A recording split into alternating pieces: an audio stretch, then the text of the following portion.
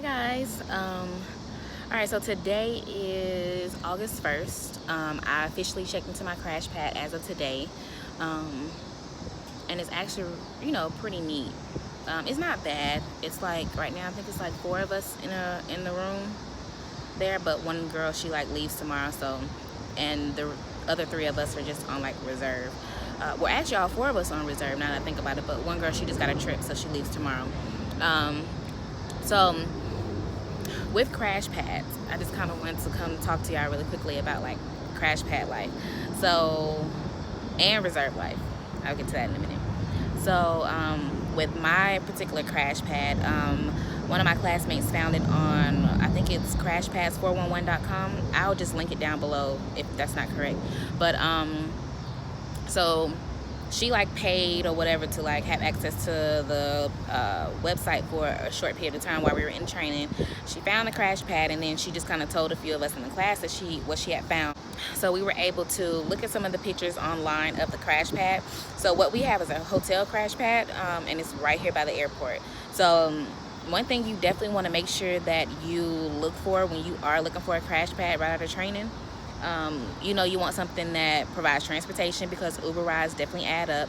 A few of my classmates were just saying how much they spent in like Uber rides just to get to work. So you already, just starting off, you barely making anything. You don't want all your money to go to like Uber.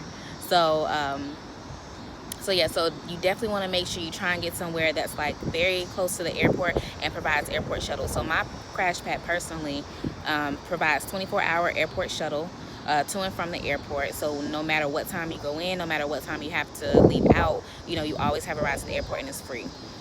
Yeah, so we have free laundry, and which is amazing. So right now I'm actually washing like my uniform stuff. I'm still on reserve until 9 o'clock tonight, but still I don't think they're gonna call me, but so right now I'm just kind of washing like my uniforms and everything like that, so that when I do get called out, I'm nice and fresh. So and then my other clothes as well that I have here, because I haven't brought too much here to Chicago yet. So what I did bring, I'm just like washing it now for just because I get called out on a trip or anything. So since it is a hotel CrashPad, your sheets and everything are always constantly washed, so you don't have to worry about that or bringing any sheets or anything. You get like just a regular hotel key to get in and out. There's plenty of parking out here in the parking lot, so if you did decide to drive to, let's say you were based in Chicago, so if you did decide to like bring your car here to Chicago, you would have somewhere to park it, while you're out like on your trips and stuff like that. I'm not quite sure like if there's a fee or how that works exactly, because I personally didn't bring my car up here. It's like an 8.5-hour ride or something from Memphis, and I'm just not about that life. So I will just be riding the train and taking the bus. So that's another thing as well. If your CrashPad doesn't have like 24-hour shuttle or something, at least make sure that it's near public transportation. So like at least there's a bus that can take you to where you need to get to, or you can hop on the train or something and get to where you need to get to, or just get to work. So here I don't think it's that close as far as public transportation. So either way I go, I'm straight, because I have the Uber. I mean, not Uber. I'm okay because I have the airport shuttle that the hotel CrashPad provides. So if you are somewhere that has like public transportation, make sure you do get like whatever card or whatever card that is needed to like use the public transportation. So here I know it's like a venture card that you get, and you use it for the train and the bus. So it's like $5 for the card, but if you register the card within 90 days, and they give you the $5 on your card to like use as like travel money. So I put technically $5 on, and then the $5 got added onto my account, so I ended up having 10. So I mean, that's fine, because like I said, I'm not really using public transportation unless I'm like gonna go out somewhere and explore something, because I have the shuttle. So $10 was enough for me, and right now I think I've only used like $2.50 since I've been here, which is about a week now. I've only used $2.50. So and and actually that was today, to get here to the CrashPad, because I stayed with a classmate last night at their apartment, and then I just took the train and the bus to get here. Yeah, and it was like $2.50. So and then also too, you know, your company may have like a discount or something like that, so definitely be sure that that's something that you ask about, because I mean, you just never know. I mean, the most they can say is no, you know. So at least ask about those type of things. You could get some sort of, you know, discount maybe, you know, because you are a flight attendant and, you know, you need to travel to and from work. So okay, so about this reserve life, y'all, it is for the birds. I am here to tell you, it is for the birds. I am just like, I got on reserve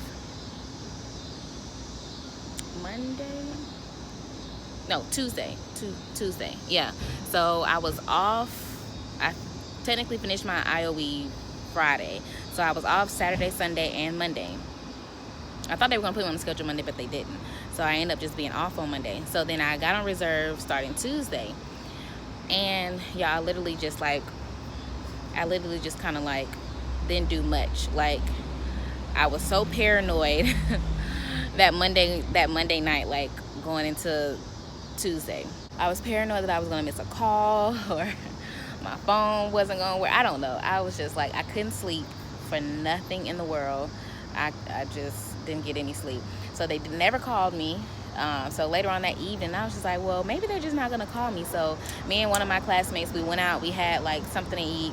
There's this place called Al's Pizza, y'all, and it is on West Lawrence Avenue, I think that is.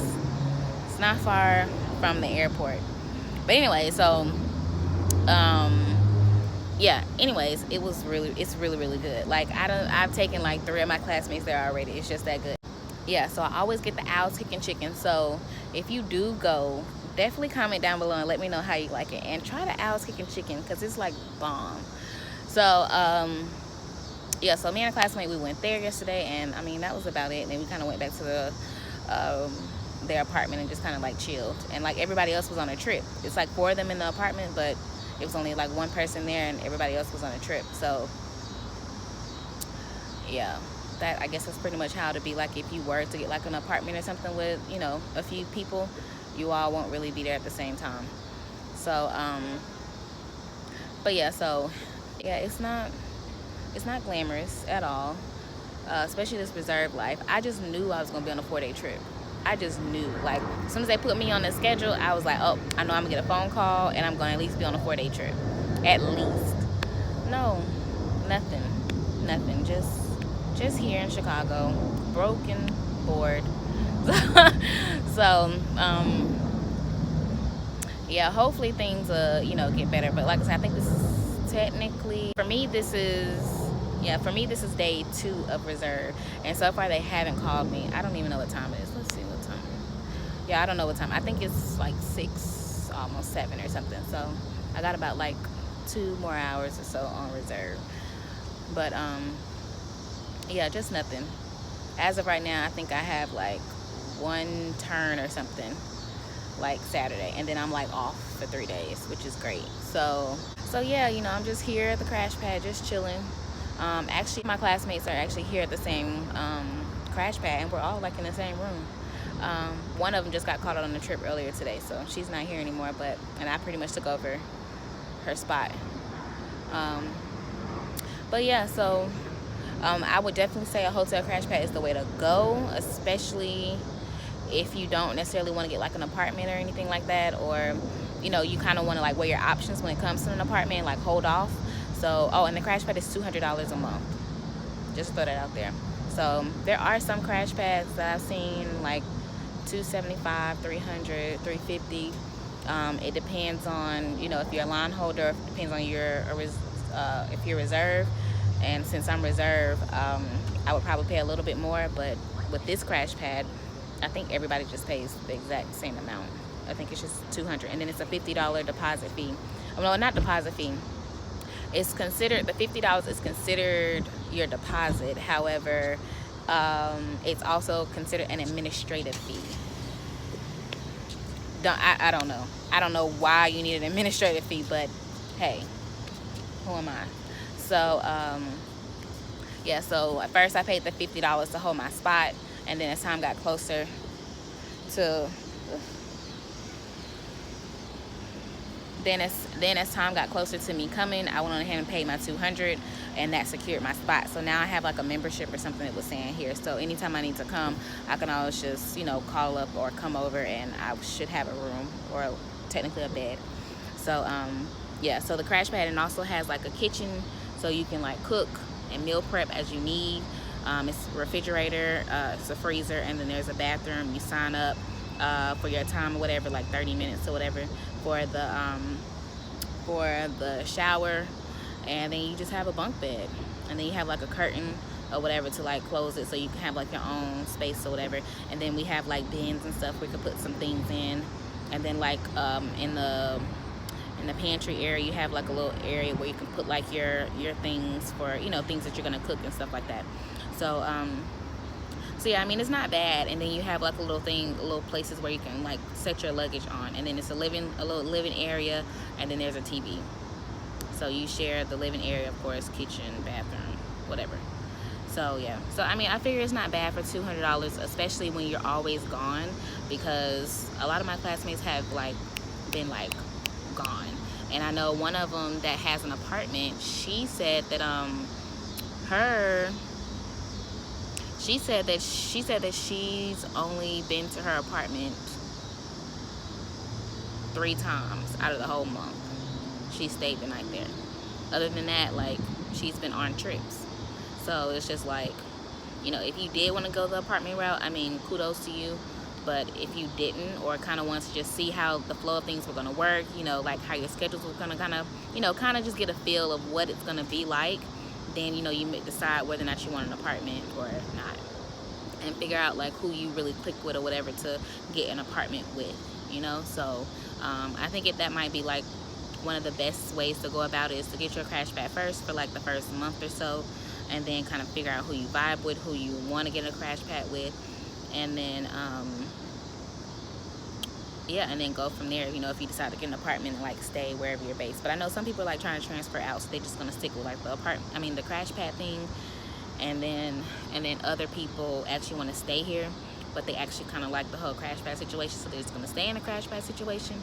And then other people I found like the apartment situation, so they just immediately got an apartment. And then some people are like trying to weigh their options and figure out where they want to stay and who they want to stay with, so they got a CrashPad first, and then they're going to transition into an apartment.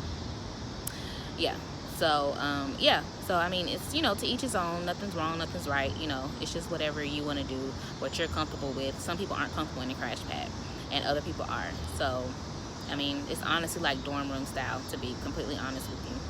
And instead of like usually like 2 people in a room, you may have like 4 or 5, or technically 6. We have 4 in a room. So I mean, and I mean, it's bunk beds, so I have the bottom bunk.